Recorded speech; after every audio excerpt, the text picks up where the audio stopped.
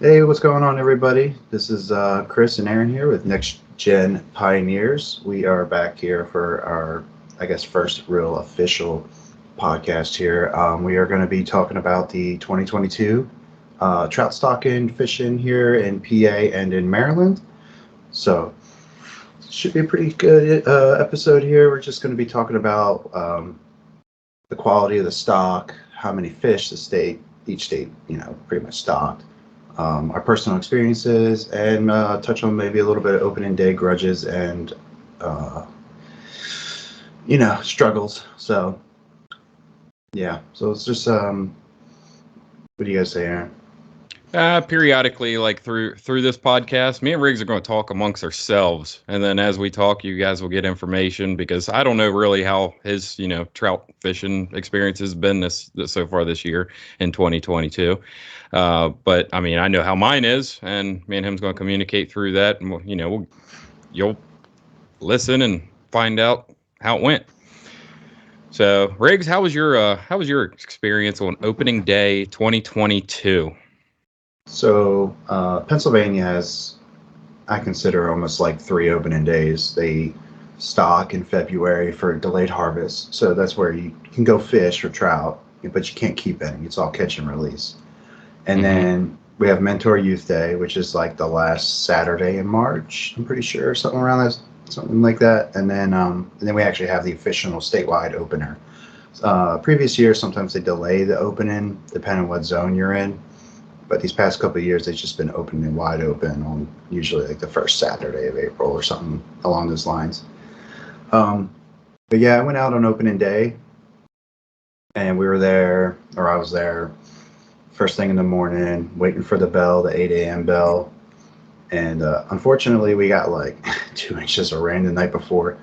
So, and then like the day before that, we got like another 2 inches. So, pretty much all the creeks and rivers were up and brown mud soup, nasty stuff. And really didn't have too hot of a day. I mean, um, I caught like a couple initially in that first creek I went to, but then I ended up just after a couple hours not catching anything. I ended up just going to a couple other different streams. So, and then was able to pull a limit by the end of the day, but it took me like all day to catch a limit, and that was sad.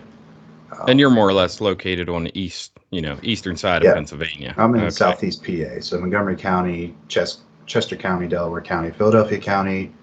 So in that area is generally my everyday kind of go-to range for fishing.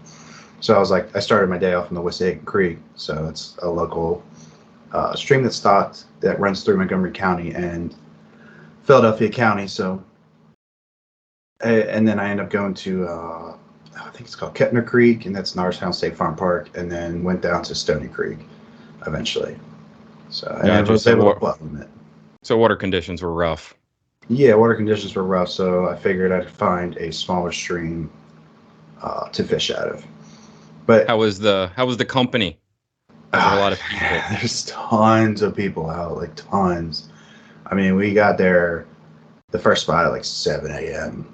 And we're like, oh, there's not too many people here. But man, as soon as people woke up and that sun came up, it got packed.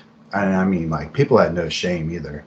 Like, absolutely no shame. They just like walk up right next to, hey, bud, how you doing? Good, I'm fishing this hole here. Cool, so am I. I'm like, oh, okay, thanks. Have a good I think day. that's one of the things that like really push a lot of people away from trout fishing like the first couple weeks, and they wait until the summer to actually just go out. Even though like there's less fish in the water, but I mean, I'm with those type of people. I cannot stand shoulder to shoulder with somebody casting over my line. Did it when I was young, can't do it now. There's Yeah, always another hole that nobody's touched, and I mean, I think you were talking to me about one of those holes that you found. What was it, a day or two after? yeah. Found a pretty good hole the day or two after, untouched, unpressured. Nobody was there. I didn't even see footprints on the bank. It was pretty nice. But you got to find those fish that are unpressured. Yeah, Otherwise, you're those are just going to definitely. be making casts into there'll be a ton of fish in there. You see them, Hmm. but they're Yeah, just those are like, definitely the spots you need to try to find. I mean, up where I'm at, I'm technically in West Virginia, but I fish Maryland. I'm born and raised, Washington County, Frederick area, and we got tons and tons of trout streams. But like where the DNR stock them, I mean, you're talking like a 40-foot section of stream where they'll dump 1,000 pounds of fish. Yeah. Well, 40-foot stretch of stream, there's 70 people there on opening day. And you said your time, your like countdown time is like 8 o'clock in the morning. It's 8 a.m. is when you can 8 a.m. start Yeah. fishing. See, Maryland is like it's as soon as the sunrise, it's pink light. Hey, guess what? It rides in the water. At least it's always been like that. Maybe the laws have changed, but I don't go out in first day anymore. I cannot stand super pressured holes. And like everybody knows where the trout gets stocked in, right? And I mean, you got to, of course, doing what I do over the years and learning from my pops, get away from that, go downstream, go upstream, find something else. But there ain't nothing like pulling up in a parking lot and, it's meant for 4 cars. There's 40. Oh yeah, yeah. There's people parked on the side of the roads and in fields and stuff. It's just absolutely slam packed. So, and on top of it, we had like your normal Saturday park kind of foot traffic of people who were just getting out, walking in the parks and stuff. So it was extra crowded out there. Um, but like overall, like it hasn't been a very good year for me. But this year's stocking, PA came out and said they didn't have enough volunteers. This was just kind of like a shitty excuse. Like, I'm not gonna lie, it's just a bullcrap excuse. Like, there was tons of easy access stocking spots that they just didn't stock at. I mean, they could have literally just put their four ways on through the tube over the side of the bridge and dumped them down there. They didn't do that in some of these creeks. So I don't know. All the fish are in just one general hole, the easiest where the truck backs up. But, hey, it's right there. Boom. But you would think that, maybe, okay, let's say if you didn't have enough volunteers, you would think that maybe they would stock those holes they could get to extra good, instead of, they're supposed to put 1,000, let's just say 1,000 fish in this creek, and they could only stock it at one location. There wasn't 1,000 fish in that one location. I can promise you that. Well, of course not. I mean, that water should have been black with trout. Well, that's something that a lot of people talk about with the DNR, and the fish hatcheries is like everybody's pretty much witnessed them stocking fish. Like you get on a DNR website on Maryland, they're like, oh, we put 500 in. Okay, I mean, some people say it's pounds, some people say it's fish. Well, even though I just watched them put like 4 buckets in, on a stretch of creek. That 4 buckets didn't weigh 500 pounds, and there wasn't no 500 fish in there. And that's the only spot, you can possibly follow the trout hatchery truck. And they're like, okay, they just stretch a stream. Like, okay, they're going to hit multiple holes, and they keep on driving. Yep. So, I mean, that's a conspiracy, maybe. I mean, I know it's not a conspiracy because I fished this creek called Kettner Creek. And there's a bridge at the upper limits where DNR says this is the upper limits of where we stock.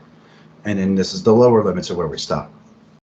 So at the lower limits, it's, it's a parking lot. You can back the truck up pretty much to the water. They can throw the tube down and shoot them right out. No problems. And that bridge up there, they can do the same thing too. There's a little pull-off spot and they can just run that little tube down to the creek and dump it off. I walked that entire creek thinking they stocked at least the upper and lower limits, but they didn't even stock the upper limits or middle limits at all. They just stocked that one hole in the bottom with the same amount of fish they normally stock. So it's like, where's the fish at? You know what I'm saying? Like, where somebody's skimming somewhere and they're making some money off of this, shorten some of these stocking schedules. It's hard for me not to see that this year. It's definitely been a lower quality stock for sure. I mean, if you look at the total revenue that tax, I call it a tax, but whenever I go and buy my fishing license, they ask, hey, do you want a trout stamp? Sure. It's $5 in Maryland. But like, if you look at the general, like how many people are out, you start calculating it up. Like, I don't know exactly how much one of those hatcheries, take the, cost per month to manpower, or maybe all year. But I know it's not even close to what that is. I mean, Maryland has opened up, like they were buying fish from Pennsylvania and West Virginia. Ike. Hold on a second. I'm going to take a quick little cat break here. Pausing. Meow. But anyways, it was just a poor quality stock, I think, all around. It just wasn't that great. I mean, even the second stockings weren't that great either. You know, it's just you can't blame it on not having volunteers. And then on top of it, we're a working class society in today's standards, and they're doing these stockings on like a Wednesday at like 1 p.m. Of course, you're not going to have any volunteers. Everybody's too busy working. Yeah, they can afford a fishing license to go out and actually fish legally. Not even Yeah, talking about all the illegal stuff that I've seen, over the past years, but I mean, just in this year, I mean, you'll go down there and here comes, a couple guys, cast net, gone.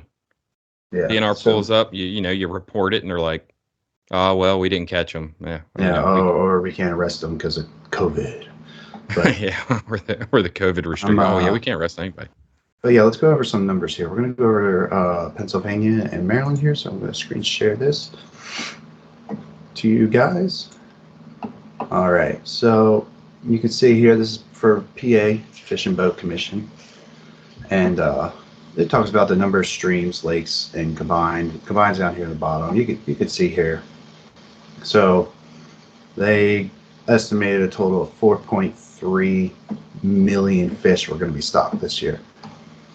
And then 1.1 million of that was going to be from private organizations and private stockings. So like in my area, the Stony Creek Anglers and I think the Wissahickon Creek Anglers, and they stock privately.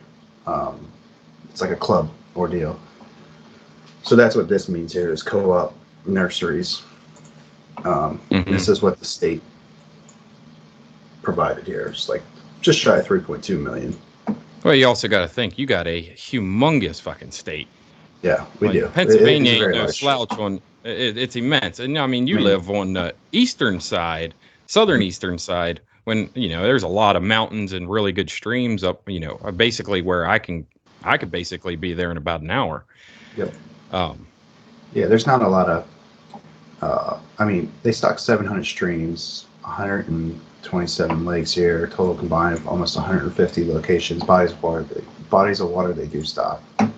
But see, Maryland's a little weird with the reporting. They don't actually give like overall numbers here. They just give you like county, creek, and stuff, so you guys can see. They don't do it like how you're like what screen you just showed. I think in previous years past they had something like give you a total on what they stocked, but it was usually at the end of the season. But they used to have a schedule where they had guaranteed stocks on certain weeks. You just know it was in the week, whenever they get to it. But as you see, Maryland loves stocking fish. I mean, there ain't no they're not a slouch, and a lot of these places are kind of up where I'm at, so the fishing's really good. But I have to contend with people. Good. Oh yeah. Yeah, Garrett County, North Branch, Potomac River. Shoot, that's a podcast in itself. We really need to get back up there. Oh well, I need to take you up there and show you what real water looks like. I can show you what real water looks like too. But let's see. Yeah, but it doesn't really give any totals right now. This is just what they've been stocked today, so you can see all these numbers here. So let me just share here. But yeah, it's been a kind of a weird season here. I mean, it was even more weird than last year when it was like or 2 years ago when COVID kicked off, because PA was just like they never released an opening day, and then just one day, like one morning, they posted on Facebook and Twitter, they're like, trout season's open now, and everybody's like, wait, what? So then everybody's like rushing to the creeks after work and stuff like that. It was actually like one of the best trout openers I've ever had, because well, I'm sure you didn't have 50 people standing beside y'all shoulder to shoulder thrown in the same hole. But like trout aren't stupid. People came up. It was starting to get more and more crowded, but then people are coming up like, hey, did they open this? Is this why you're fishing, or what's going on? I was like, oh no, they opened it. They opened it, and they just posted on Twitter and Facebook, and that was it. Nobody really even knew. Which it was like, surprise, trout opening today. Have fun. Well, even though your trout season, I mean, it's just begun. It's only been not even a month in. Yeah, but they don't stock really. There's a couple creeks that they stock through, like maybe the first or second week of May again, but after like the second week in May, they just stop stocking entirely. I So guess that's something Maryland's got kind of over Pennsylvania because they just continue to stock. There are like lakes that they don't stock because the kill off rate, like some those fish aren't gonna live. The lake no, gets too warm and stuff like that. But I mean, yeah, you know what I did on first day of trout season? I was at home. I don't contend with the traffic. Plus, you look at the type of hatchery fish are coming out. yeah, Like they were you're gross catching this year. anything between like 7 inches to like 14 inches on average coming out of the hatchery. Now, this could vary depending on where you're at and what tank they take them out of. Yeah. But I can't see I see these guys putting 7-inch trout on a stringer, Oh and I'm yeah, like, okay, sure, it's going to taste like dog food on what yeah, they fish feed stick. a fish stick. Like you can't fillet it, and you know how I am. Like I fish stretches of water where when I catch the fish, it's red meat. It ain't Yeah, that white, hatchery. Yeah, well, wonder what I don't even know what they've been eating. But I mean, I didn't go out for first day. We did make it out. Me and you did a canoe trip, and that wasn't too yeah. bad. It was still early in the season. Those trout are holdover trout. They Yep. weren't stocked any time in the past couple, like maybe year or two, Hmm. especially in some of those stretches. And you can tell by the way the fish looks. They're like the glimmer on them. It's just amazing. Hmm. Like that, you can always tell that hey, this is a holdover trout because their Yeah. colors are more vibrant. They've been eating more natural um, foods from their food sources. It's Yep. all more natural. Well, But in my experience, the bigger the water, the brighter the fish, and then the smaller the water, the darker the fish. That's basically how my creeks are around here. For I mean, holders, for holders. South Carolina proved that to me. Like, so whatever the bottom looks like is what your fish looks like on top. Yeah, pretty Like, much. like on that creek that we floated, green top, like absolutely beautiful. It was all rock Yep. bottom, everything. South Carolina, there's mud bottom. They're freaking black on top. Yep. But like some of those trout coming out of those hatcheries, man, they look deformed. They Yeah. do look Well, deformed. you should see a couple of my YouTube videos. Like they got like a little cleft lip, and they're little like underbite or overbite. Is they just got like messed up genetics. Like it was just weird this year. Like a lot of those, especially those rainbow trout, have been like really weird, really sketchy looking. Got some issues they got to work out there at the hatchery. The brown trout So this how year were pretty good though. so how was the pressure on the fish this year? Could you tell a difference, Insane. but like whenever you're fishing, like I mean, I know some of the people that's going to listen to this is avid trout fishermen, but like some of them will be like, oh, I don't keep anything. They probably Yeah, hate people who put and take, but you got to remember, it's a pit and we take pay for a system. license, and trout are good. Yeah, it's a pit and take system. So in rivers that are stocked and or creeks that are stocked, But and back to the you're allowed to keep pressures. things. You, it's a pit and take system. It's designed for you to go in there and fish this fish out. So, Yes. but the pressure has been pretty ridiculous. Like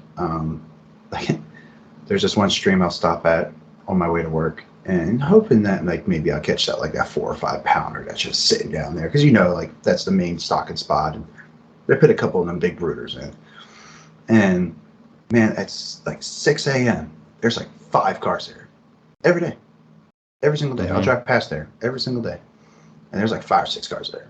It's ridiculous, and Those they're fish out are there getting pounded. pounded, and those guys. And it's funny. It's like I'll get off of work, and those same guys are there again. So you're obviously sitting there catching a limit in the morning, then coming back, and then catching probably another limit. Or they And got some power bait in the water, and they're the guys that will outweight the fish. They'll outlive them with their power bait in the water. yeah, but I mean, it's one thing for like me to see that one time, but seeing that like 5 or 6 times with the same guys, they're Oh, well, definitely there's plenty of people out limits. there. There's plenty of people out there that literally stop at a stream in the morning, especially on opening day. This is the biggest.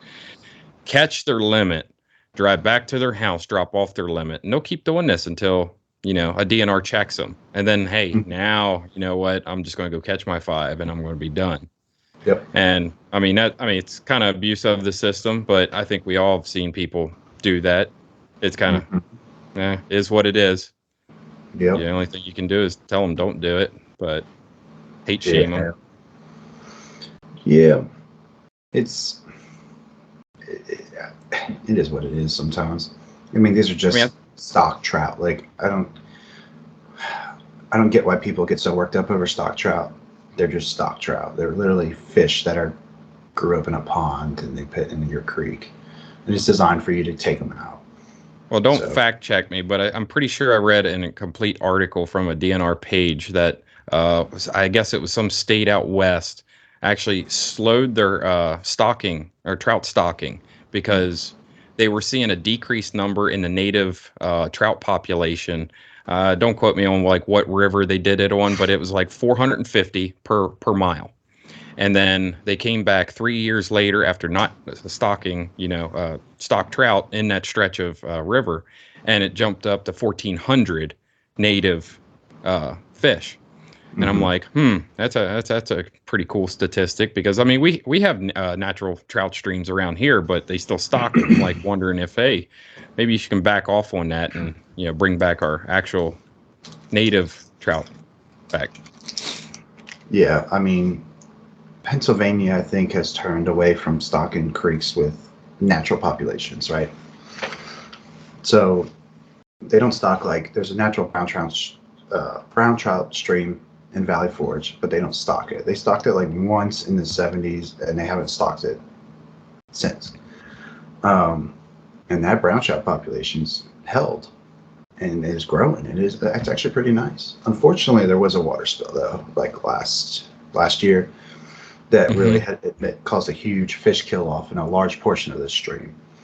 So it was like a wastewater treatment plant had a leak or whatever, and or breach, and it flooded, contaminated a certain portion of that stream, and That's all those actually a fish are. That's actually a fun fact. Trout are some of the most sensitive fish to pollution.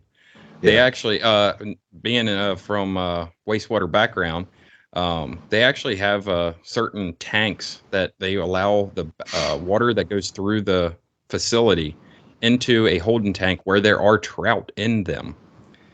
And if it's a good indicator because the trout won't live nearly as long, which is, I mean, you're talking maybe a month. Like their statistic rates, don't quote me on it, but like it's like okay, if the fish only lives about 3 weeks, our pollution's a little too high. Let's do something about our system. But it is a fun fact. They actually do use that. Yep.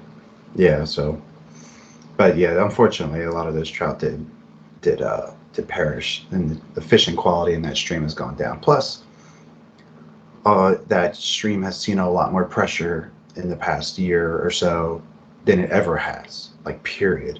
There's people all over that stream, like fly fishermen. People now are fishing with bait in there. YouTube extreme Philly fishing guy was fishing with bait in that stream.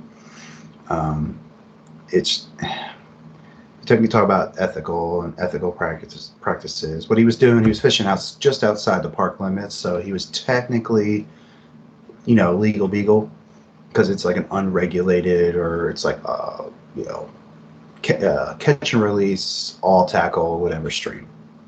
Until you hit the Valley Forge Park line, then it's fly or artificial lures only. Um, and they have their own set weird rules for Valley Forge. You have to actually go on the website and look because it is federally regulated, not state or county regulated fishery there. Um, but Well, yeah, tell him it's don't get unfortunate. caught. Well, he was legal, but um, where he was at. But ethically speaking, I don't know. To me, it's not very ethical to fish for wild trout with live bait, especially with this caveat in an area that's super overpopulated with people, and these trout are getting caught numerous times. And it's just to me, it's not ethical practice in such a precious resource we have here because it's the only natural trout stream we have within in the southeast PA, minus one Well, other one that's unnamed that I'm not going to mention because yours truly has found brook trout wild in southeast PA. So Well, the mortality rate goes up whenever you're fishing with bait. I mean, that's why they establish, like Maryland has trophy waters, like North yeah, Branch Potomac has a stretch, it's trophy waters. It's artificial only, and yep, it's just so, hey, I catch a fish off like let's say a woolly bugger if I'm fly fishing. yep, That trout has a high probability of just going right back into the water and living, yep. whether than I have a nice big old juicy night crawler on, and he take, what we call it, take it down to the ass. Yeah, And suck it well, down his now, his yeah, now asshole. you got to keep the fish, and like, I get it, I get it. But you can't keep fish in the stream, so like it's kind of like one of those things. Like, are you really going to keep fish? If like, what's to me ethically, you shouldn't use bait in those natural trout streams, especially when they're super pressured and super. It's like a super fine resource here. It's like it's the only resource that's known. Um, Well, but I yeah, mean, it's weird. But yeah, back to normal stock trout here. yeah, Normal back stock to trout. normal stock trout. All right, that's what we're here after. People's attitudes, like, so. Last time I went down fishing, it wasn't shoulder to shoulder, but everybody kind of had their own, like, I guess, spot, their little hole, more or less, and everybody spreads out. Granted, that place has been beat to death. There's probably only a couple fish left in it. At the beginning, there was probably 30, 40 fish in it. But it's just the attitude of people. Like Oh for yeah, for just the trout fishing industry, like not really industry, the trout fishing, like I guess just stock trout fishing, like on opening day, through probably throughout the first couple weeks. Your state only stocks a couple, maybe a month or two. yep. Like my state, in certain creek systems and river systems, they'll stock all the way, I think it into June or July. You'll have, yeah, don't quote me on it. Yeah, fact check me. Leave a comment below. But yeah, it's just the attitude of people. Like I walk past them and they're like, "Oh, what are you using? Oh, you caught three. Where'd you catch those at?" I'm like, I caught them down there. I was just down there. Like, Yeah, it's called fishing, man. Like, it's not, it's like bingo. Like, I got yeah, bingo. Sorry, you're a loser. yeah. Uh, Not every time I hit a home run when we go fishing. So it's people just need to be happy that they're able to go fishing and not be so petty over catching stock trout. If you're really that hungry, go to your local grocery store and buy some of that trout in the fish, section because it comes from the same hatcheries that they stock in your local stream. So, yeah. Fun fact is, we've been farm raising trout since 1870s yep. for food, and it's very Hmm. sought after. Rainbow trout. Yeah, I could see why. It's pretty good. it's not bad. But yeah, my season hasn't been all that great either. I think I've hit the same couple river or creek systems up.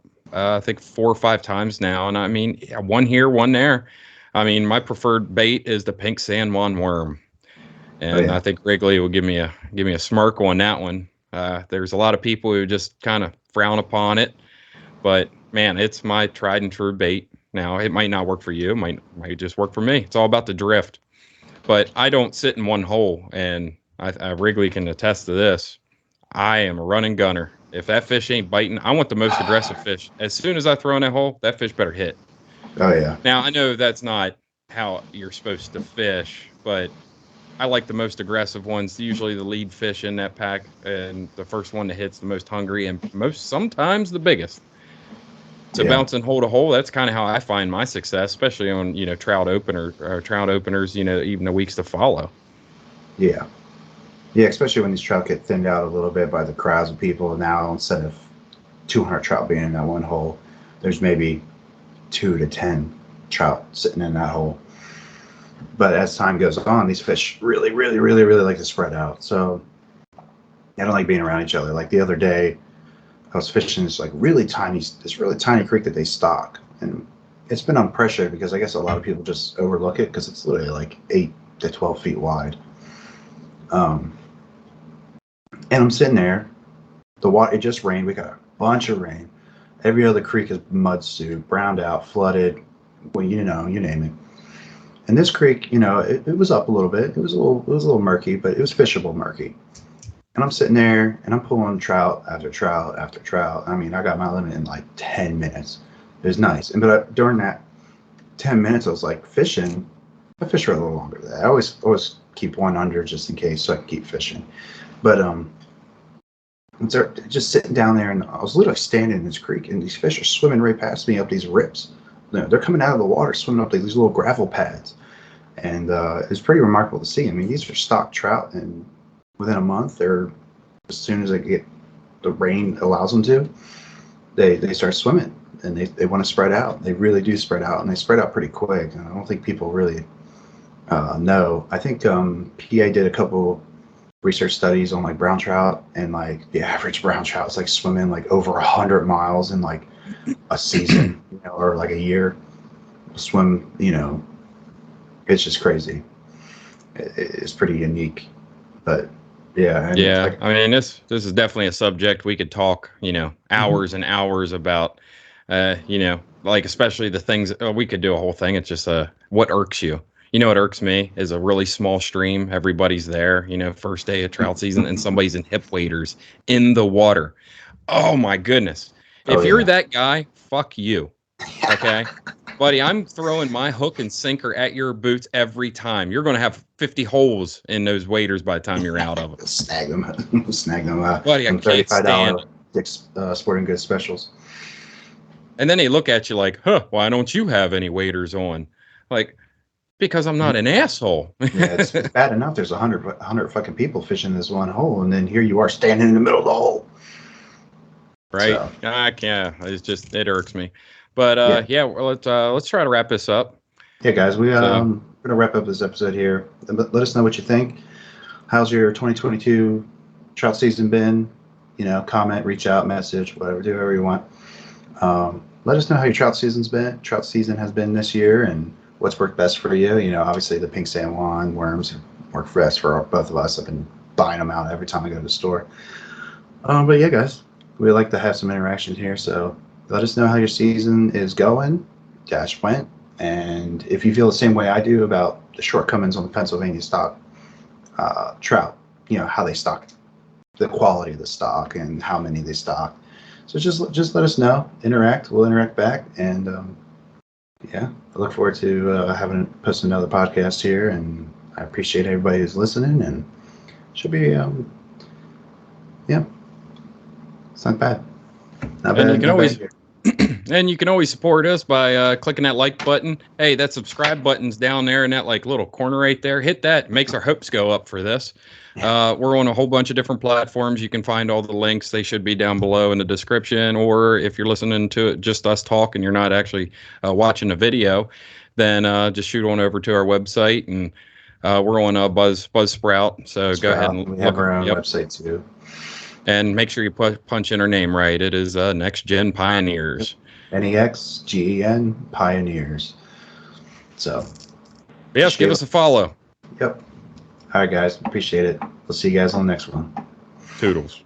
Toodles.